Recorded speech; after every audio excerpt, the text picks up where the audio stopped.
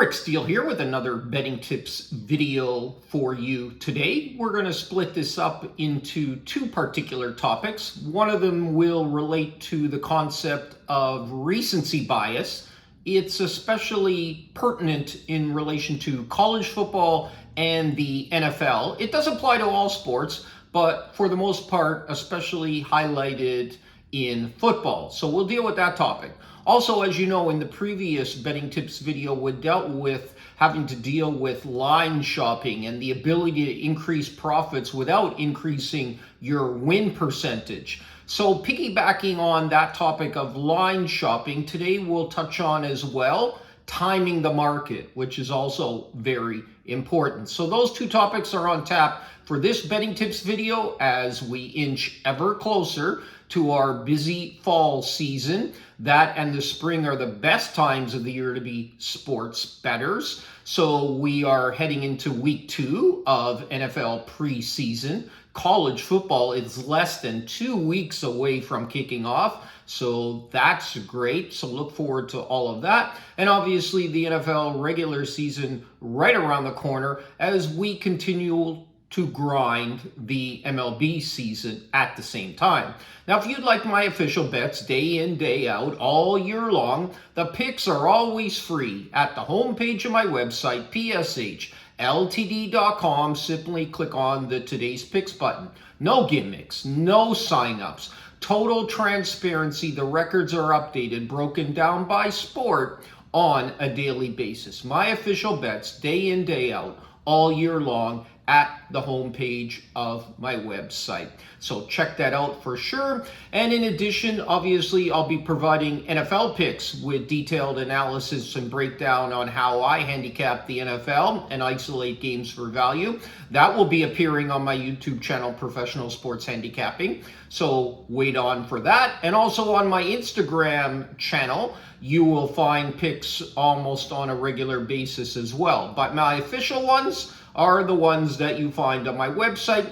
And obviously, sometimes there's overlap between the video picks and also the ones on my website as well. So you want to follow me across social media, Instagram, Twitter, and Facebook. My handle is @RickSteele99, giving you all the latest sports betting news in a timely fashion, alerting you to when the site is updated with new picks as well. And you can shoot me any questions that you have through those social media vehicles as well, and I'll get back to you with those answers quickly in support of yourself to become a better professional sports bettor. In addition, all that I ever ask for in return, if you can so kindly subscribe to my YouTube channel if you find value in these videos, I'd appreciate that. My only goal in spending the time, the energy, the money in producing these videos and communicating with all you as far as helping you to become professional sports bettors and deriving an income from this as well, whether it's a part-time secondary income or whether you're starting this part-time with the goal of going full-time.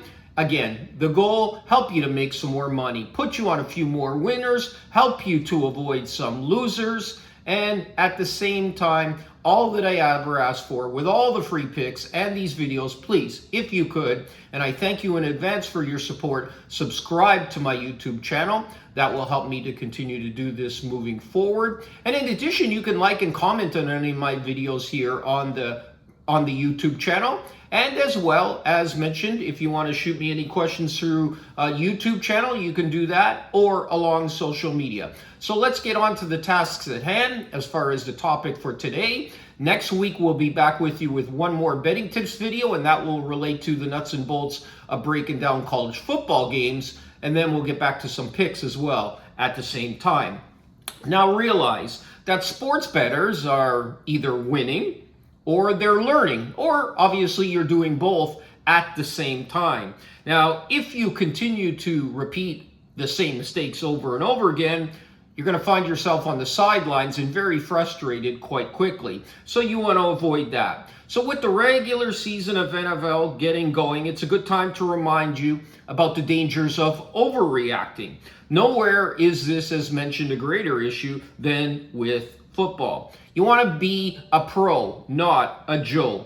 Recency bias is betting based on the most recent games. In addition, as far as football is concerned, that's one game per week. If you're dealing with NHL or NBA, college basketball, it's a week's worth of games. It's a very small sample size. How many times have you asked yourself, how could a team look so good one game and horrible the next? It happens all the time. It's called bounce back or positive negative regression to the mean. The games are played by humans on a field, not by robots and not on a spreadsheet. When you take a contrarian approach to sports betting, you'll lower the chances of recency bias.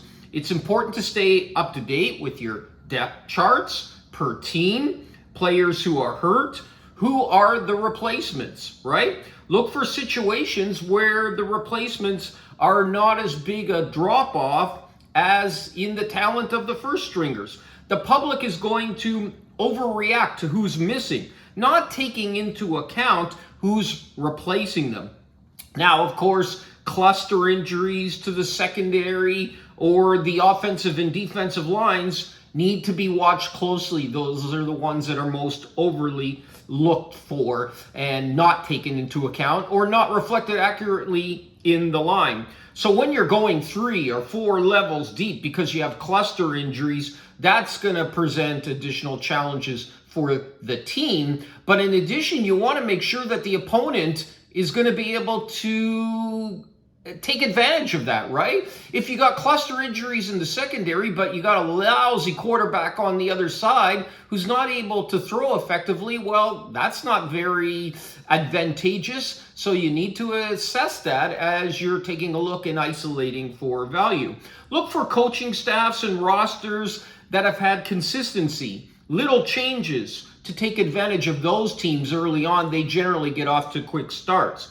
Bettors remember the most recent games and results and draw conclusions for their next bets based on this information, whether it's quantitative or whether it's the eye test. In the NFL, as mentioned, it's one lousy game. In other sports, 1 week. Don't overreact to every team because all of them, the good, the bad, the mediocre teams, they all have clunkers. So even if there's a series of bad games, even the best teams are going to be absorbed to the ups and downs of a regular long season.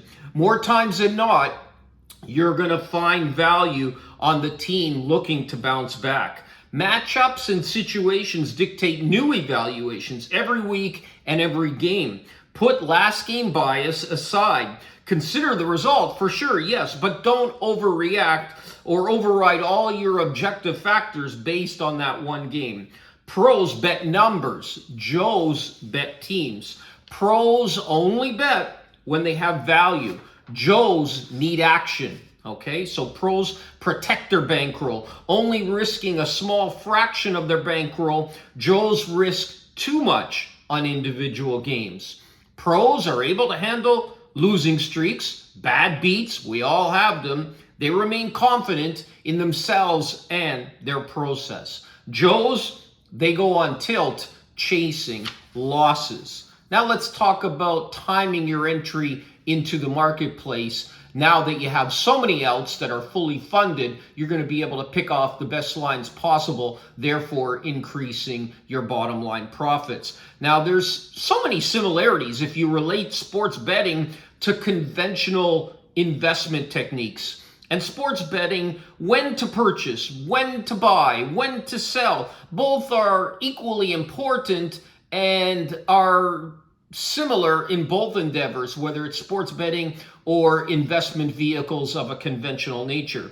If you like a dog or an under, you usually want to bet that closer to game time. If you like a favorite or an over, you're usually wanting to bet that one early. Now, this is not a hard and fast rule, but that's the norm to get the best odds possible. As you gain experience in this business, you're going to acquire a better feel when to place your bets in order to maximize value.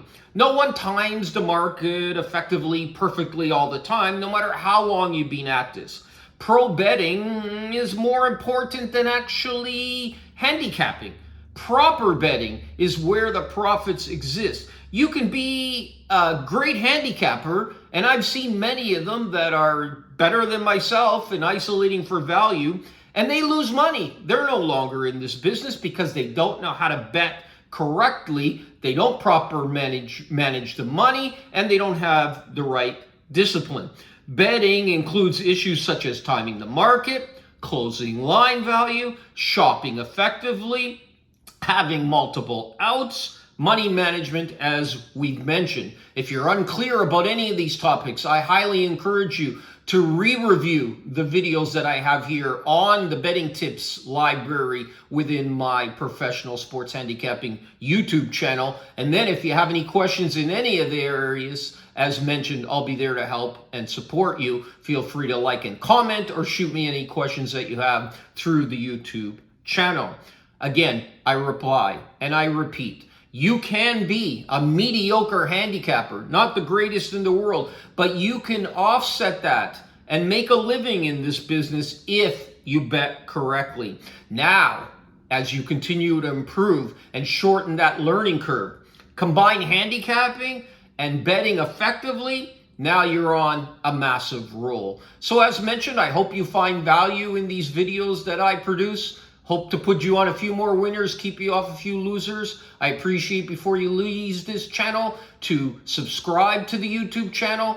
May all the winners be yours. We'll be back with you shortly with some more sports picks and another betting tips video breaking down the nuts and bolts of handicapping the upcoming college football season.